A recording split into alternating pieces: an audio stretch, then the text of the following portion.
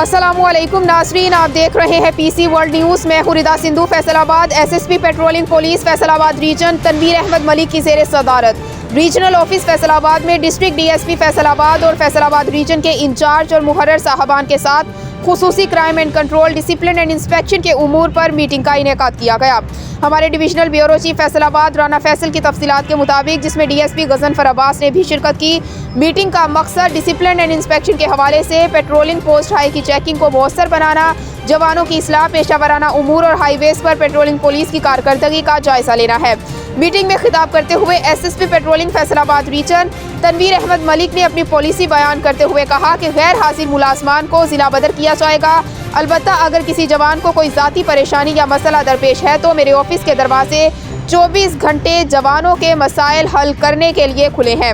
उन्होंने in charge post और मुहर्रर साहबान को हिदायत जारी करते हुए कहा, कोई भी पेट्रोलिंग का जवान या गश्त इंचार्ज दौरान ड्यूटी सरकारी असलहे के अलावा कोई दीगर प्राइवेट असलहा हमरा ना रखेगा। अवामुन्नास के साथ हुस्न सलूक हमारा असल नारा है, जिसकी तकमील के लिए हर मुमकिन इक़दामात करें।